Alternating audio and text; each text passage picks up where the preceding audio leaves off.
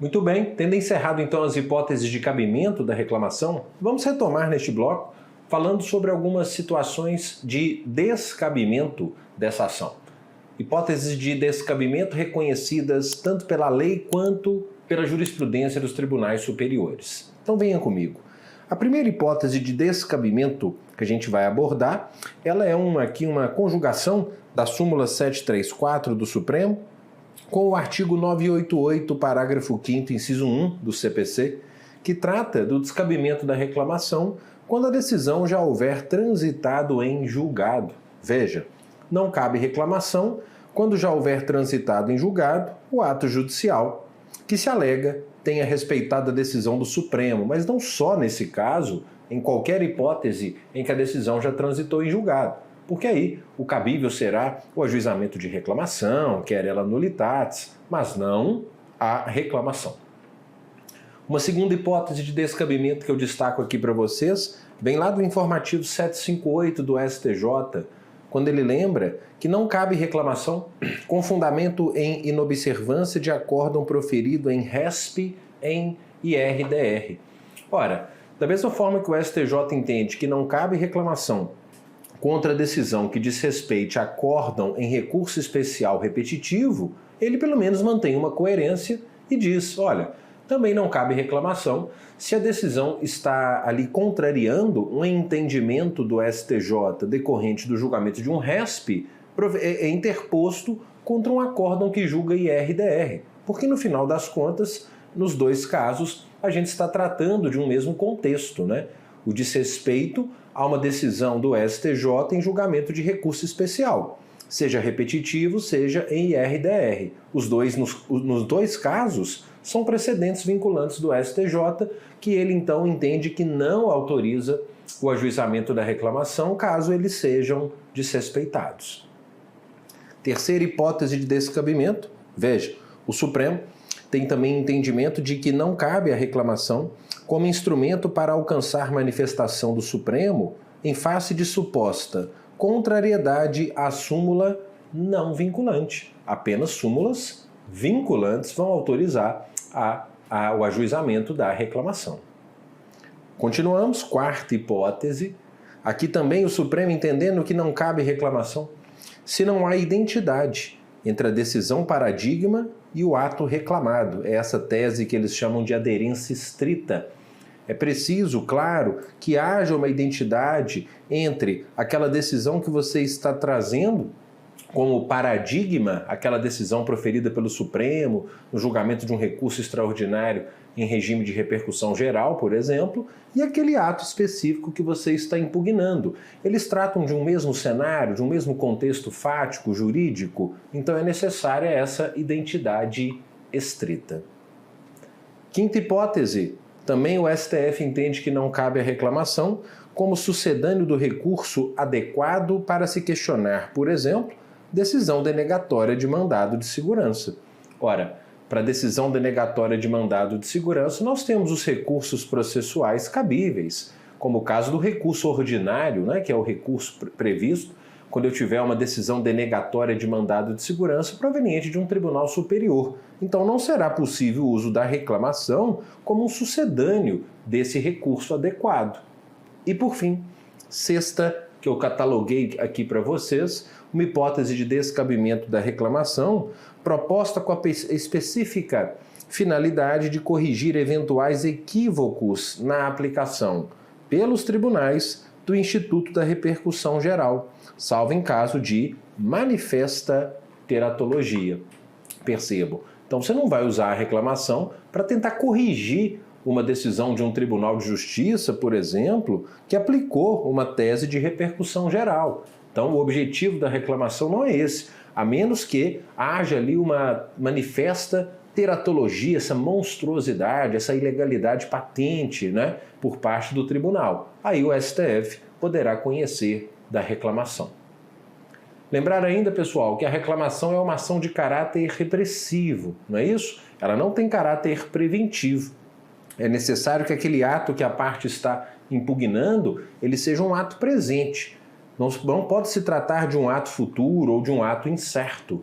Veja, costuma destacar o Supremo também com bastante recorrência que, para a viabilidade da reclamação, exige-se que o ato apontado como vulnerador do paradigma invocado não seja futuro ou incerto, mas específico e que tenha sido proferido em data posterior ao paradigma.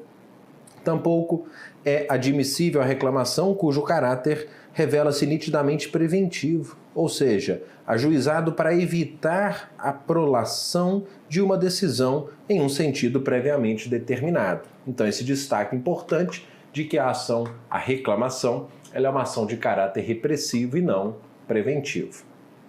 É importante também estabelecer uma relação entre a reclamação e a possibilidade de recurso em face do mesmo ato.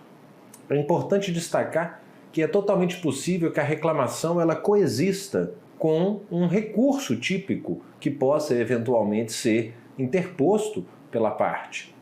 Nesse sentido, a propósito, vejam, o parágrafo 6º do artigo 988 destaca que a inadmissibilidade ou mesmo o julgamento do recurso interposto contra aquela decisão não prejudica a reclamação. Percebam, portanto, que é possível que o interessado ele interponha o recurso contra uma decisão e, ao mesmo tempo, ajuize uma reclamação. E ambos poderão ocorrer de forma paralela, de forma independente do outro. Vejam, sobre o tema, a propósito, vale apenas uma complementação, quando, por exemplo, o professor Didier lembra que tudo isso que disse é válido, entretanto, se o recurso for conhecido e provido, seja para anular a decisão recorrida, seja para reformá-la, aí sim estará prejudicada a reclamação. Então, cuidado, porque o 988, parágrafo 6º, diz um pouco menos do que deveria, né? Porque ele diz que o julgamento do recurso não prejudica a reclamação.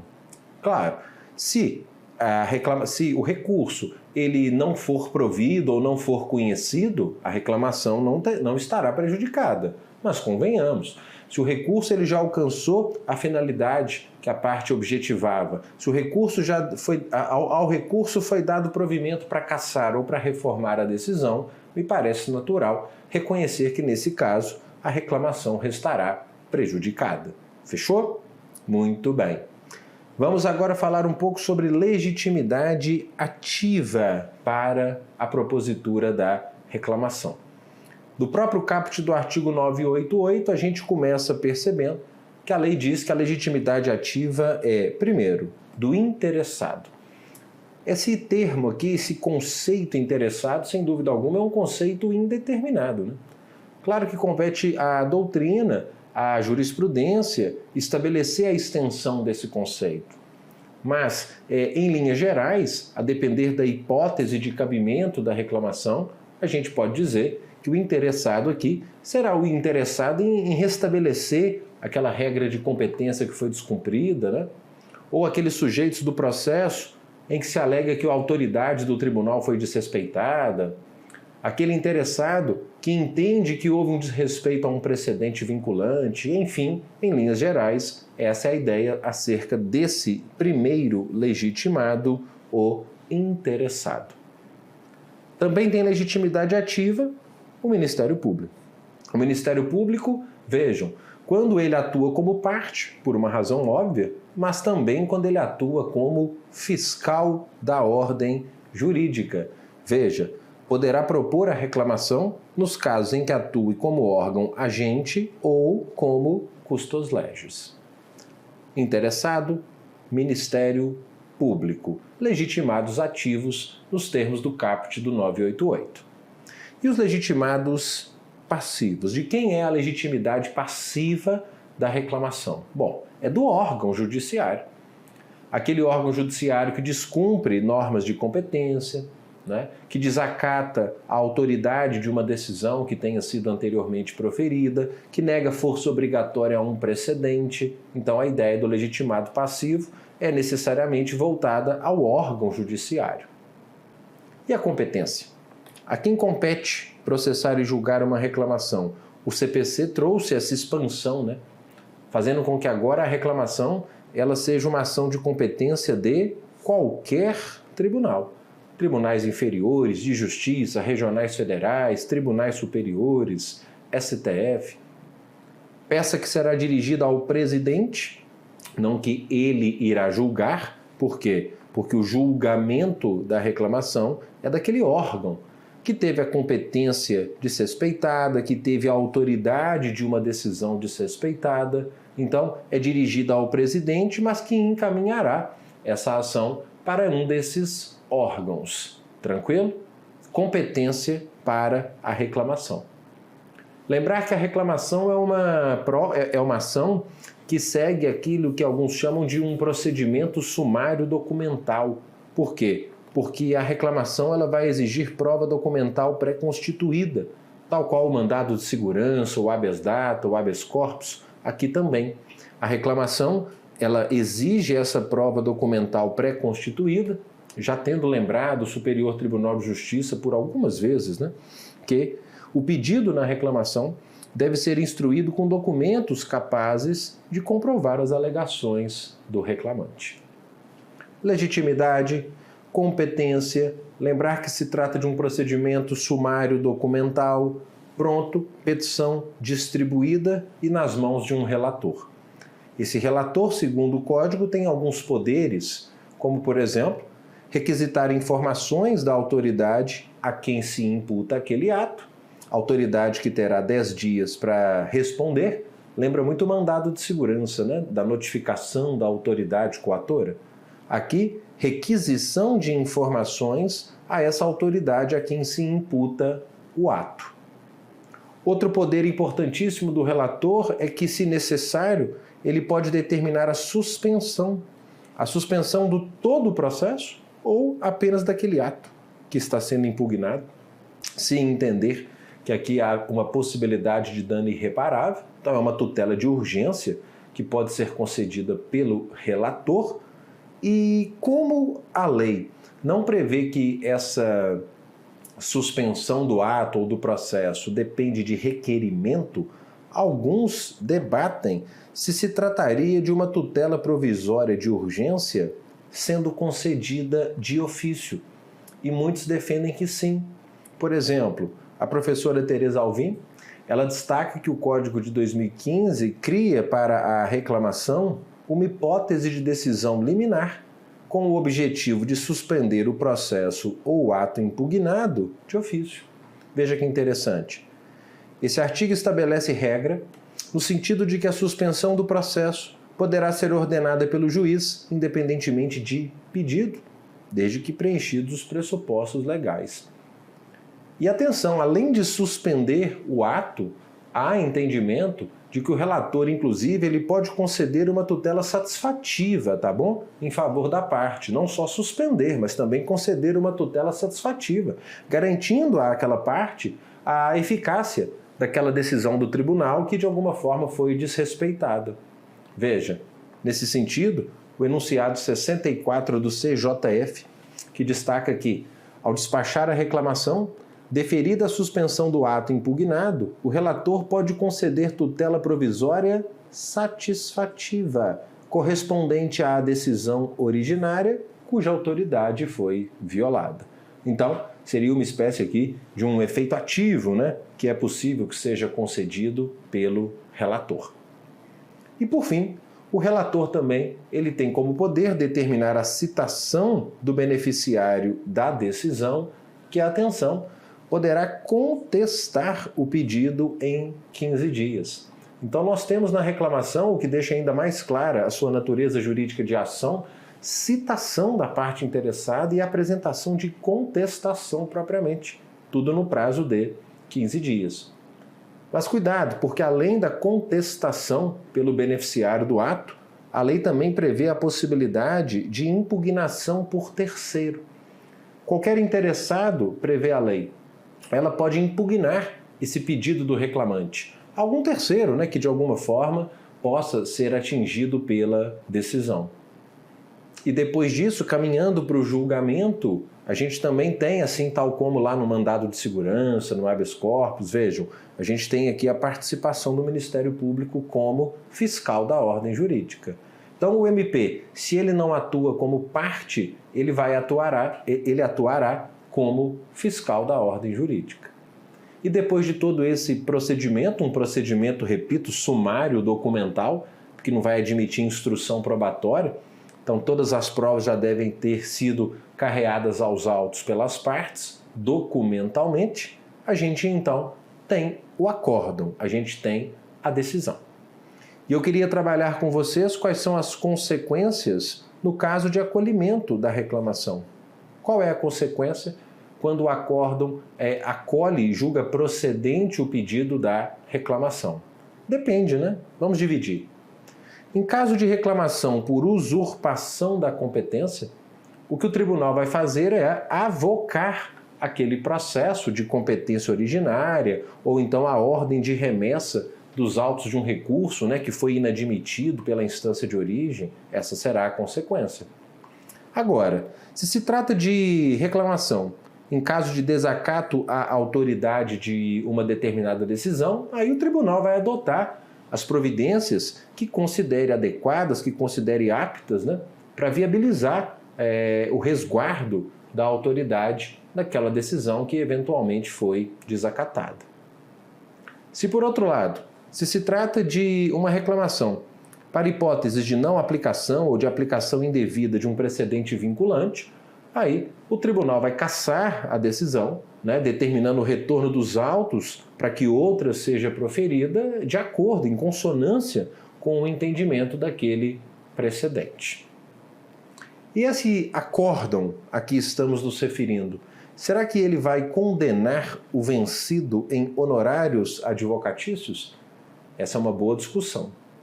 Veja, o Superior Tribunal de Justiça, aqui no informativo 724, ele então proferiu uma decisão entendendo que, com a vigência do CPC 2015, como agora existe essa previsão de angularização da relação processual, já que o beneficiário é citado para contestar, como acabamos de ver, né? Vejam, é então, sim, possível a condenação ao pagamento de honorários de acordo com a sucumbência. Então, percebo o STJ entendendo ser, sim, cabível a condenação em honorários advocatícios na reclamação. A propósito, é possível essa condenação, inclusive, no caso de reclamação indeferida liminarmente. Vejam, é cabível a condenação em honorários advocatícios no julgamento de reclamação indeferida liminarmente, na qual a parte comparece espontaneamente para apresentar defesa. Te explico. Houve o indeferimento liminar da reclamação e aí foi interposto um agravo interno. A parte beneficiária da decisão, ela comparece, ela contraminuta esse agravo e apresenta contestação. Nesse caso, como houve ali o aperfeiçoamento da relação processual, o STJ entendeu ser cabível a condenação em honorários. Então o STJ tem se mostrado aberto, né, à possibilidade de honorários em reclamação. O Supremo Tribunal Federal, por outro lado, ainda tem apresentado divergências. Veja, você encontra aqui decisões pelo cabimento de honorários na primeira turma, mas você encontra algumas decisões também pelo descabimento de honorários na segunda turma. Então ainda não há uma unanimidade no âmbito do STF. Bom, feito tudo isso, né, feita essa imersão na nossa importantíssima ação constitucional, a reclamação, vamos fechar aqui com chave de ouro, passando por uma questão de procurador municipal de Recife, Pernambuco, uma questão de 2022 do CESP, que vai abordar o tema da seguinte forma. Vamos lá. Tendo em vista o entendimento do Supremo a respeito da reclamação, me ajudem a encontrar a alternativa correta. Letra A. É incabível a utilização da reclamação na hipótese de descumprimento de verbete de súmula sem efeito vinculante. É cabível ou é incabível a reclamação nesse caso? Vimos um julgado, né, de forma muito clara neste bloco pelo descabimento de reclamação em hipótese de descumprimento de verbete de súmula sem efeito vinculante. apenas súmulas vinculantes. Então já achamos a correta. Vamos só ver o erro aqui das demais, começando aqui pela letra B. A letra B diz: é cabível a reclamação com o objetivo de corrigir eventuais equívocos na aplicação da repercussão geral, à exceção de evidente decisão teratológica? Não, na verdade, vimos que o Supremo disse naquele julgado de 2023 é que o STF não admite reclamação para corrigir eventuais equívocos na aplicação da repercussão geral, salvo em casos de manifesta teratologia. Então eles inverteram, né? Não cabe a reclamação para corrigir eventuais equívocos na aplicação da repercussão geral, salvo em caso de manifesta teratologia. Deixa eu ver a C. Será cabível a reclamação, ainda que não haja aderência estrita entre o objeto do ato reclamado e o conteúdo do paradigma. Vimos que também, né, o Supremo tem decisões, mostrei uma da decisão da primeira turma deste ano, em que ele disse o contrário, né? Não cabe a reclamação se não houver essa identidade entre a decisão paradigma e o ato reclamado, né? É aquela tese da aderência estrita. D. Tem-se admitido a utilização da reclamação com a finalidade de servir como sucedâneo recursal? Não, né? Também vimos julgado específico, um julgado desse ano, em que o STF diz que não se pode utilizar a reclamação como sucedânea de um recurso adequado. Ele até citou naquele exemplo, né, como recurso adequado para questionar uma decisão denegatória de mandado de segurança. Então, não se tem admitido. E letra E. Admite-se a utilização da reclamação como substituto de ação rescisória? Não, até porque vimos, né? Não cabe a reclamação se a decisão judicial, se o ato impugnado já transitou em julgado. Então, ela não pode ser utilizada como sucedânea da ação rescisória. Tá bom? Muito bem. Questão difícil, né? Uma questão específica aqui envolvendo vários julgados, alguns nem de informativo, né, do STF, mas só posicionamentos consolidados mesmo desse tribunal. Com o que a gente fecha aqui então nosso estudo sobre a reclamação e com isso todo aquele item 10, em que a gente tratou de precedentes, tratou dos mecanismos de formação de precedentes vinculantes, IAC, IRDR, recursos repetitivos, reclamação, para que agora a gente já inicie, né, a partir deste bloco, o nosso item 11, o nosso penúltimo tema, que é iniciando aqui aspectos da execução cível. O item 11 aqui do nosso conteúdo programático, execução cível. Quais são os pontos aqui que me dedicaram? Cumprimento de sentença das obrigações de pagar, impugnação ao cumprimento de sentença e exceção de pré-executividade. Aqui em linhas gerais, né?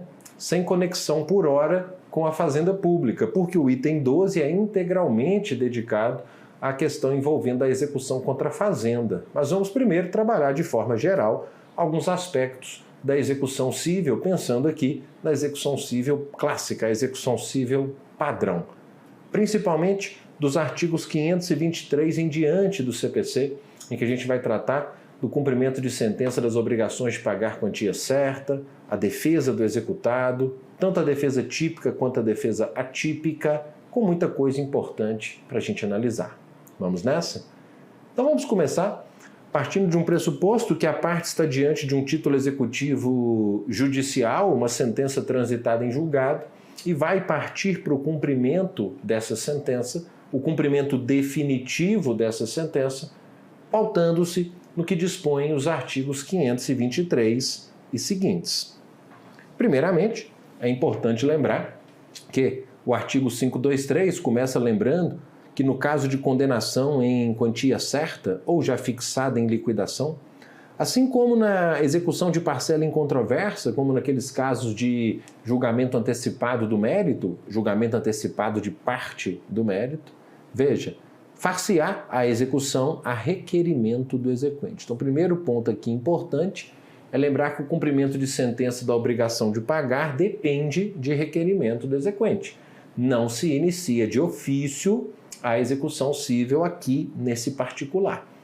Tem cumprimento de sentença que se dá de ofício? Tem. obrigações de fazer, por exemplo, obrigações de não fazer, no cumprimento de sentença de obrigação de pagar, é indispensável o requerimento.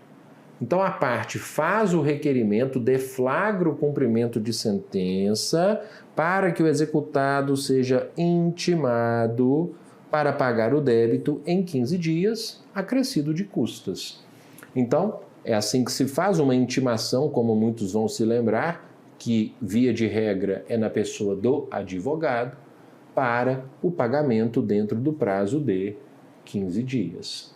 Bom, um detalhe, alguns complementos da jurisprudência do STJ, como, por exemplo, o informativo 686, lembrando que é irrecorrível esse ato, esse sobre o qual estou falando, né? Que é irrecorrível o ato que determina a intimação do devedor para pagamento de quantia certa. Então, trata-se propriamente aqui de um despacho contra o qual não cabe recurso, podendo a parte, se quiser, apresentar a defesa, sobre a qual a gente fala daqui a pouquinho. Outro julgado de informativo sobre essa introdução que estou fazendo veio aqui no informativo 652 de 2019, quando o STJ lembrou que esse prazo a que estamos nos referindo, o prazo de 15 dias, ele possui natureza processual e justamente por isso ele é contado em dias úteis. Sim, prazo processual contado em dias úteis, e eu te pergunto, e se eu tiver 2 ou mais executados, representados por advogados distintos, de escritórios distintos, em se tratando de um processo com autos físicos, a gente aplica o artigo 229, haverá aquela dobra? O STJ entendeu que sim, né? Informativo 619, veja, constatada a hipótese da incidência da norma do 229, o prazo para o pagamento espontâneo deverá ser computado em dobro, ou seja, 30 dias úteis, tá bom? Então, cuidado com esses complementos acerca do prazo de 15 dias para pagar. Bom, sendo feito o pagamento, extinção da execução, é claro que me interessa aqui as consequências para o não pagamento. Claro que muitos vão se lembrar que a primeira consequência que a gente vai debater aqui é a multa de 10%, né? Essa medida de execução indireta, a gente vai ouvir falar muito nessa expressão de agora em diante, né? É uma medida de execução indireta. O que são as medidas de execução indireta? São aquelas que buscam pressionar psicologicamente o executado, né? Elas não têm o objetivo de expropriar, de alienar, elas não são medidas subrogatórias, mas elas são medidas de pressão psicológica para propiciar, então, o pagamento voluntário. A multa de 10% é uma primeira medida de execução indireta que a gente está vendo e que está aqui no próprio artigo 523. Além dessa multa, honorários, o não pagamento dentro do prazo dá ensejo a honorários também de 10% sobre o valor dessa execução. E cuidado, multa de 10%. Vinha acontecendo algo frequentemente, que era a fixação eu disse multa não, honorários. Honorários de 10%, e vinha acontecendo frequentemente a fixação de honorários abaixo desse percentual. É por isso que em alguns julgados, como esse aqui do informativo 673, o STJ destacando que esse percentual não admite relativização. Então, assim como a multa que é de 10%, os honorários também são de 10% e ponto final. Agora, será que esses honorários de 10% eles incidem sobre o principal mais essa multa ou apenas sobre o principal? Resposta que a gente encontra aqui no informativo 636, né? Só sobre o principal.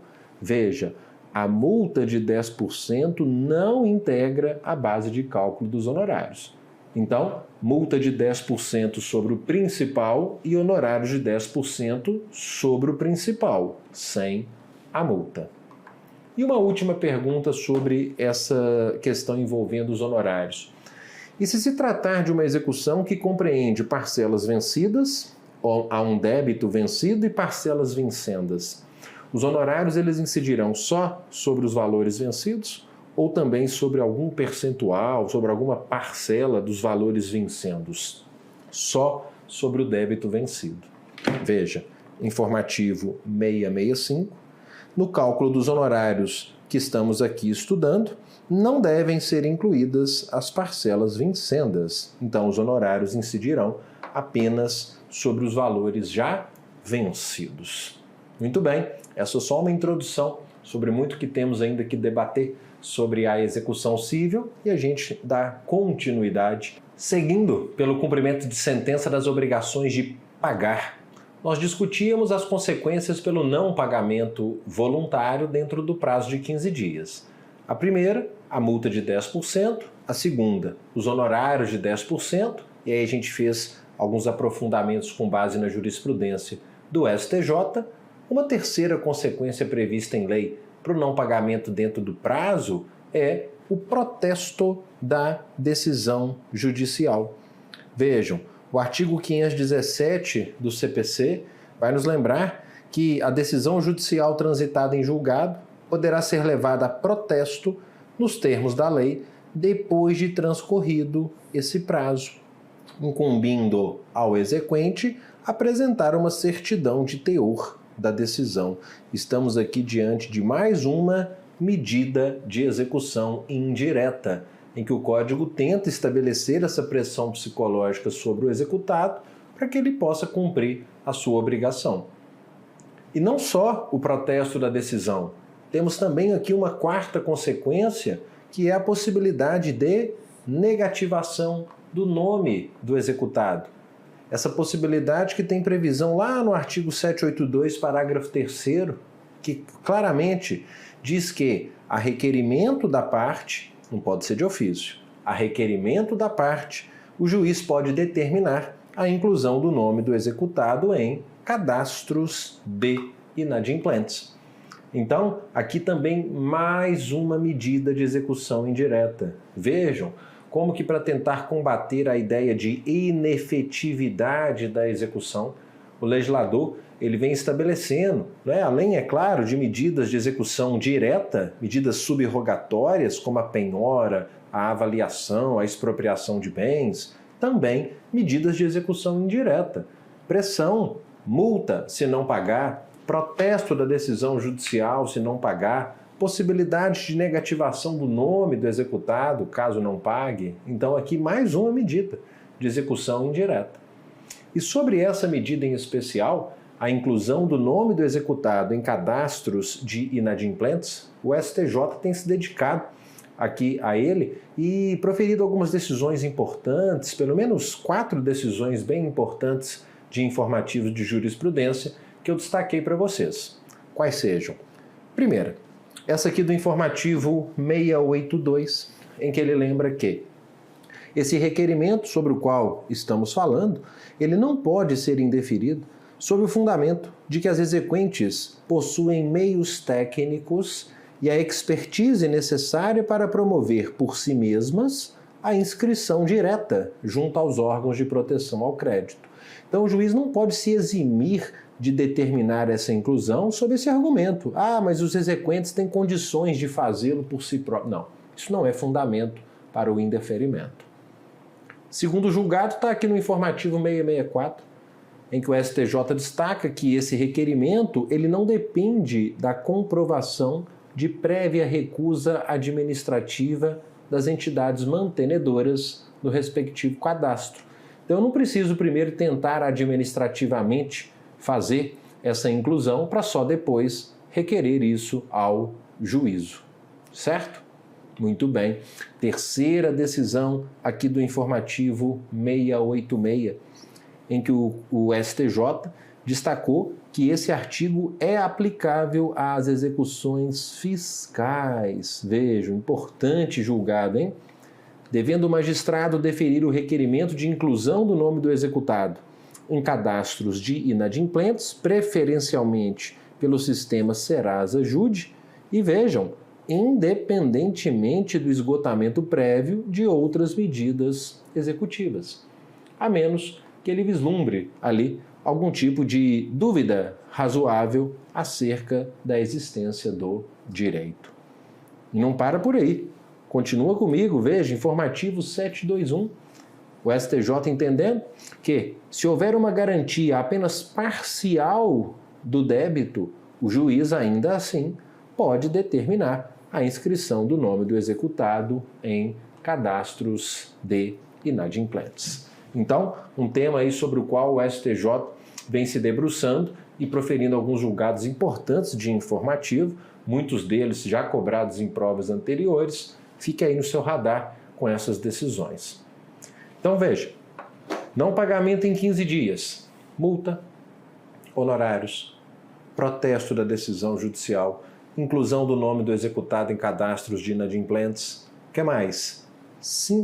Quinta consequência de número 5, expedição de mandado de penhora e avaliação de bens. Aqui a gente já percebe, né, uma medida subrogatória, uma medida de execução direta, que é a penhora e a avaliação. Então veja, nem depende de requerimento específico. Ultrapassado o prazo de 15 dias, já deverá ser expedido o mandado de penhora e avaliação. Ô Gustavo, e é possível também pensar aqui como uma consequência para o não pagamento, a fixação de multa diária, né, fixação de astrentes? Muito cuidado. As astrentes, elas são cabíveis apenas no âmbito das ações ou das execuções de obrigações de fazer, não fazer e entregar. A jurisprudência do STJ é bem pacífica no sentido de que a fixação da multa diária só tem espaço no plano das obrigações de fazer e não fazer, sendo vedada a sua utilização no campo das obrigações de pagar.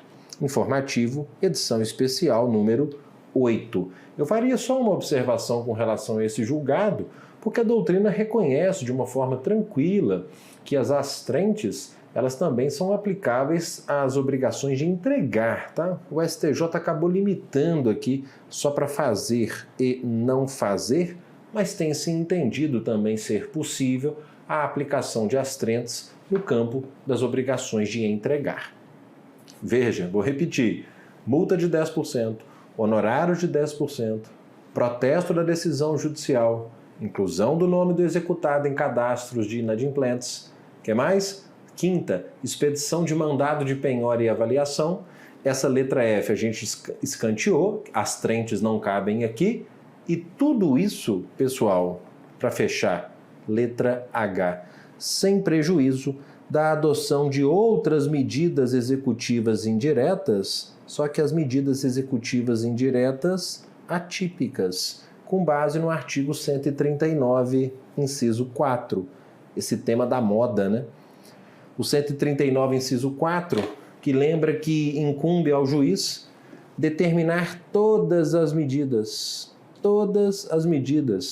indutivas, coercitivas, mandamentais ou subrogatórias necessárias ao cumprimento da obrigação, mesmo nas ações que tenham por objeto prestação pecuniária.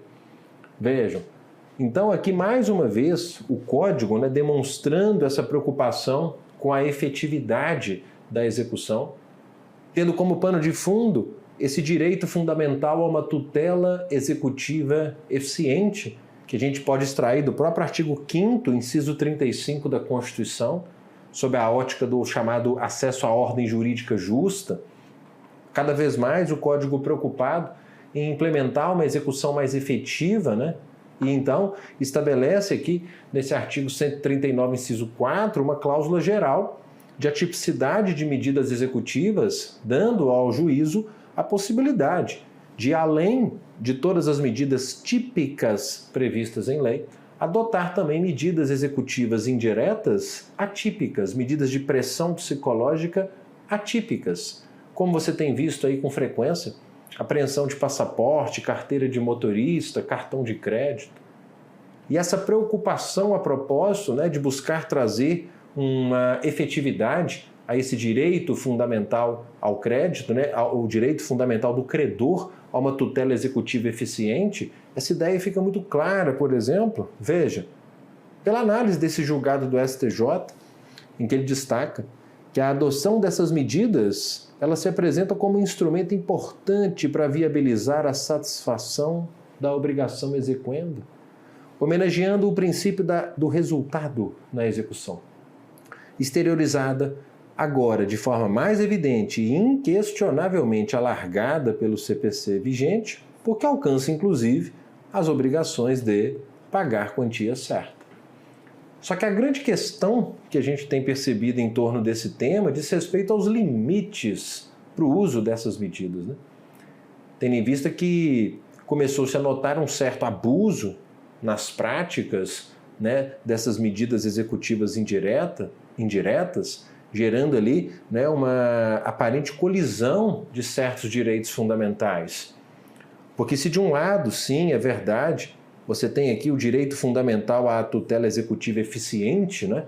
O que a gente pode extrair dos artigos 3º do CPC, que fala da inafastabilidade da jurisdição, o artigo 4º, que fala sobre a duração razoável do processo, o artigo 8º, que fala especificamente sobre eficiência.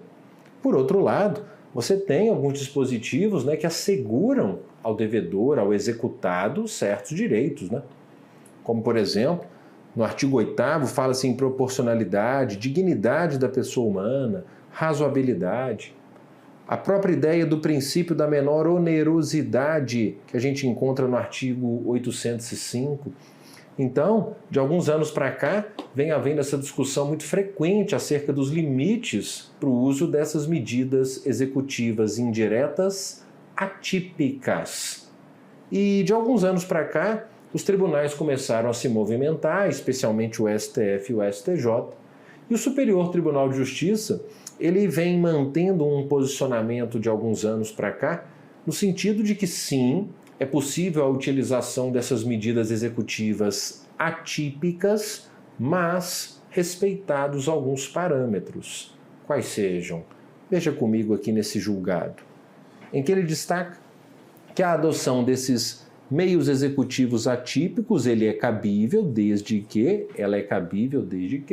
vejam os parâmetros que ele coloca. Primeiro, verificando-se a existência de indícios de que o devedor possua patrimônio expropriável, porque não adianta nada aplicar essa medida, né? Por exemplo, bloqueio de cartão de crédito, apreensão de CNH, de um sujeito que induvidosamente não tem condições de efetuar o pagamento daquela dívida. Porque aí a medida executiva, ela não teria o propósito de pressionar psicologicamente o executado para que se alcançasse o resultado, mas propriamente punir o executado, e esse não é o objetivo dessas medidas.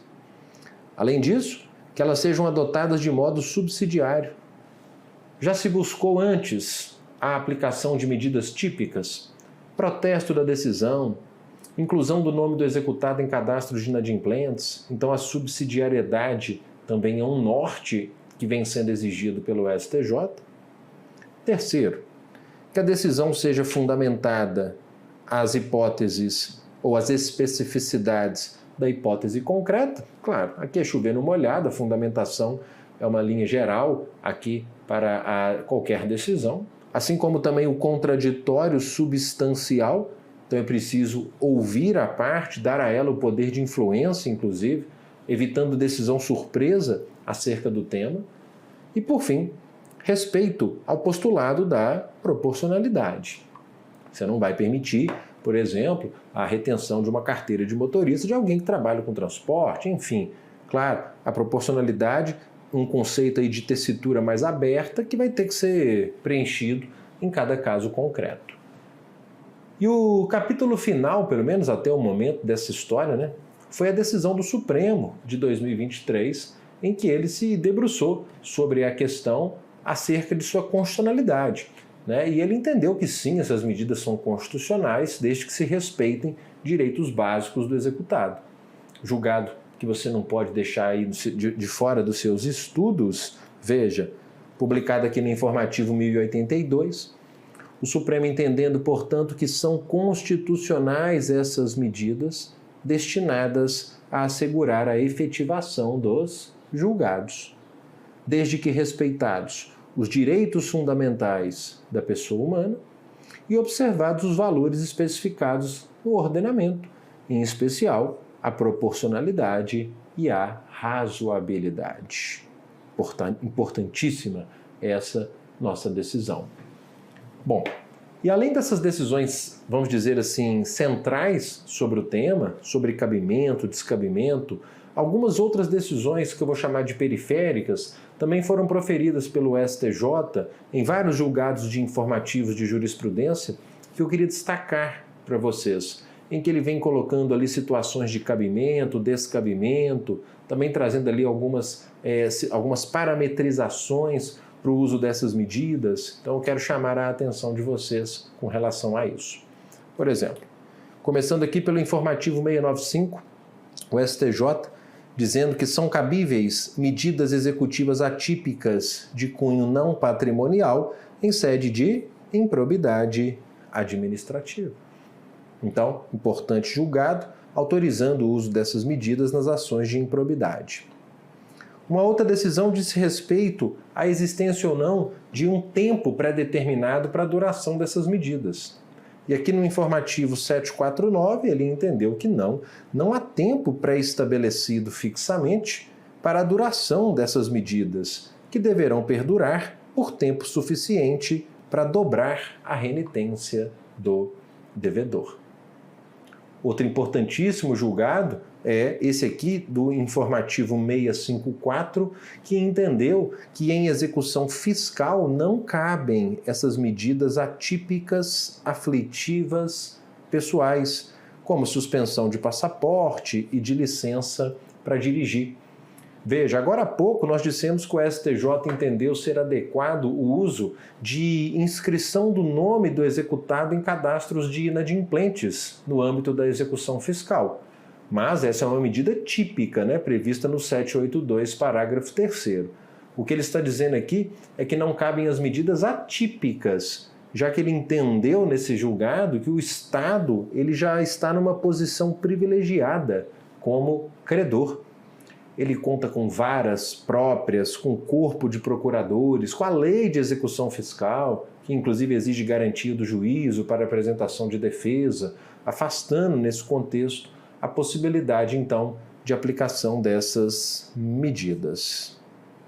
E ainda, e por fim, esse julgado aqui do informativo edição extraordinária número 3, em que ele destacou que, embora seja possível a adoção dessas medidas, é descabida a utilização de quebra de sigilo bancário destinada tão somente à satisfação do crédito exequendo. Olha, isso não é medida executiva atípica, mandar quebrar o sigilo bancário. Isso não é uma medida de pressão psicológica. As regras sobre quebra de sigilo bancário devem ser respeitadas e essa medida não pode ser utilizada como essa providência que tenha por objetivo estabelecer uma pressão para o cumprimento da obrigação. Gustavo, e se esses parâmetros, se essas balizas não forem observadas, e se perceber alguma ilegalidade nessas decisões, quais as formas de impugnação de decisões que versem sobre essas medidas? Bom, claro, inicialmente, o agravo de instrumento. Com o agravo de instrumento, ele é cabível, contra toda e qualquer decisão proferida na fase de cumprimento de sentença ou mesmo no processo de execução. Então, sem nenhuma dúvida, aqui a forma processual típica será o agravo. Tendo já havido uma discussão sobre o cabimento ou não de habeas corpus contra decisões que determinaram retenção de passaporte, apreensão de carteira de motorista, e o STJ tem um julgado interessante, publicado aqui no informativo 631, onde ele disse que sim, cabe habeas corpus contra a decisão que retém passaporte, aí estaria sendo tolhido o direito de ir e vir, mas não cabe, por outro lado, o habeas corpus para a decisão que determinou retenção de CNH, porque aí realmente não se pode falar em tolimento do direito de ir e vir pelo simples fato de a parte não poder conduzir um veículo automotor. Agora, sempre lembrando um cuidado com o habeas corpus como esse meio de impugnação de decisão judicial, Porque, primeiro, o habeas corpus sustenta a jurisprudência, sustenta a doutrina ele, para ser utilizado, ele tem que se deparar com uma situação de erro em procedendo, não é isso? Tem que ser ali uma ideia de um erro de procedimento, um desrespeito a normas de direito processual. Veja, professor Araquém de Assis, por exemplo, lembrando que o habeas corpus enseja exame apenas de alegado erro in procedendo, como, por exemplo, uma nulidade de citação, de intimação, falta de pedido e liquidez da dívida e assim por diante. E mais, não basta ainda reconhecer essa limitação de cognoscibilidade do habeas corpus, porque o âmbito de cognoscibilidade do habeas corpus, então, é mais restrito, né? Diz respeito a erros de procedimento, diz respeito a regras processuais. Mas, além disso, é importante destacar que para o habeas corpus ele poder cumprir sua função nesse caso, é necessário que não haja ali a possibilidade ou a necessidade de dilação probatória.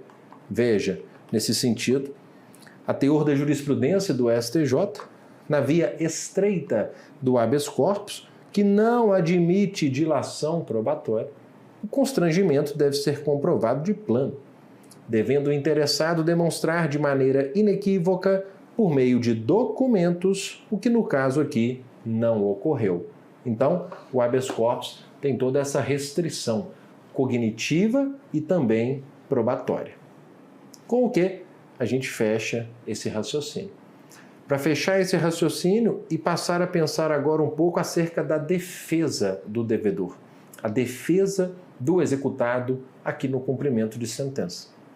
A gente tem primeiro uma defesa típica do devedor, que é a impugnação ao cumprimento de sentença, mas a gente também tem a defesa atípica do executado, que é a exceção de pré-executividade. A gente vai começar tratando da defesa típica do devedor, que é a impugnação ao cumprimento de sentença. Tema que se concentra aqui basicamente no artigo 525 do CPC, claro, com toda ali a verticalização que a gente vai trazer de acordo com a atual jurisprudência dos tribunais superiores. Começando pelo caput do 525, que na parte introdutória, eu vou destacar algumas partes desse caput, diz que transcorrido o prazo do 523, que é aquele prazo de 15 dias para o pagamento, transcorrido o prazo do artigo 523 sem o pagamento voluntário, inicia-se um prazo de 15 dias para, independentemente de nova intimação, a parte apresente nos próprios autos sua impugnação. Então funciona de uma forma muito simples, né? Se aqui a parte foi intimada para pagar, ela tem 15 dias úteis para pagar. Se esses 15 dias úteis eles acabaram aqui numa quarta-feira, então logo em seguida, na quinta-feira, independente de qualquer nova intimação, começa um novo prazo de 15 dias para impugnar, né? Então aqui o prazo para pagamento, aqui o prazo para impugnação, independentemente de nova intimação. É um prazo, então, sucessivo, né? Acaba um, já começa o outro. Aplicando-se, observação importante, a esse prazo, o artigo 229. Então, a gente vai dobrar esse prazo se tivermos litisconsortes representados por procuradores diferentes, de escritórios diferentes, em processos com autos físicos. Aí chegou uma dúvida lá no STJ e que ele decidiu e publicou no informativo de jurisprudência, que foi a seguinte: e se o executado, nesse primeiro prazo, nesses primeiros 15 dias que ele dispõe para pagar, se ele comparece e deposita o valor para fins de garantia do juízo? Imagine que aqui nesse nosso exemplo, vou voltar ao slide, imagine que aqui, ainda dentro dos primeiros 15 dias, ele comparece e deposita o valor para fins de garantia do juízo. Será que esse depósito deflagra o prazo de 15 dias para impugnar? Ou ele pode esperar terminar aqui esses 15 para depois contar mais 15? Veja, o STJ entendeu que o prazo para impugnação ao cumprimento de sentença, ele se inicia após os 15 dias para pagar, mesmo que o executado realize o depósito para a garantia do juízo dentro do primeiro prazo, né, que é o prazo para o pagamento voluntário. Então, o prazo para impugnar se inicia após os 15 dias para pagar, independentemente de nova intimação, mesmo que o executado faça esse depósito, tá bom? Então, ele pode aguardar os 15 mais 15. Aí você me pergunta, Gustavo, o executado compareceu e realizou o depósito para fins de garantia do juízo, é o que esse julgado aqui nos trouxe. É necessária a garantia do juízo para a impugnação ao cumprimento de sentença? Não. Veja, o artigo 525, ainda no caput, ele deixa muito claro que a apresentação da impugnação não depende da realização de penhora. Então, para que ele compareceu e depositou o valor para fins de garantia do juízo? Você vai entender agora. Vem comigo. Veja, a impugnação ao cumprimento de sentença, pessoal, quando ela é apresentada, ela não tem efeito suspensivo, ela não paralisa a execução. Mas o executado pode paralisá-la. O executado pode obter um efeito suspensivo se ele comprovar o preenchimento de 4 requisitos. Quais sejam? Primeiro, requerer o efeito suspensivo. Segundo, demonstrar fundamentos relevantes e risco de grave dano, aqui o fumus boniuris e o periculum in mora, e veja aqui o nosso 4º requisito, garantir o juízo. Então, para impugnar o cumprimento de sentença, não é necessária a garantia. Mas se você quiser obter o efeito suspensivo, paralisando o cumprimento de sentença, aí tem que garantir. Aí então você deposita, por exemplo, o valor executado para garantir o juízo e conseguir a suspensão, conseguir a paralisação do cumprimento de sentença. E olha que interessantíssima essa decisão, muito importante do STJ de 2022, que diz respeito a esse depósito. A partir do momento que esse depósito para garantia do juízo é realizado, imaginando que a garantia está sendo feita por depósito, porque ela pode ser feita por uma penhora também, mas feito um depósito em dinheiro. A partir deste momento, como que fica a questão da atualização desse valor? Será que a remuneração que o banco dá a esse dinheiro, ela cobre todas as questões envolvendo os juros e a correção monetária daquele débito? Ou é preciso que ao final faça-se uma análise e veja quanto o banco remunerou aquela quantia e quanto ainda o executado precisa complementar em vista dos consectários legais previstos na decisão? O STJ, nesse julgado aqui, publicado no informativo 755, entendeu que tem que analisar quando o valor for entregue ao credor e somar e verificar quanto que o executado ainda deve, perceba. Na execução, o depósito efetuado a título de garantia do juízo ou decorrente da penhora de ativos financeiros, olhe bem, não isenta o devedor do pagamento dos consectários de sua mora, conforme previsto no título. Devendo-se, quando da efetiva entrega do dinheiro ao credor, deduzir do montante final devido o saldo da conta judicial.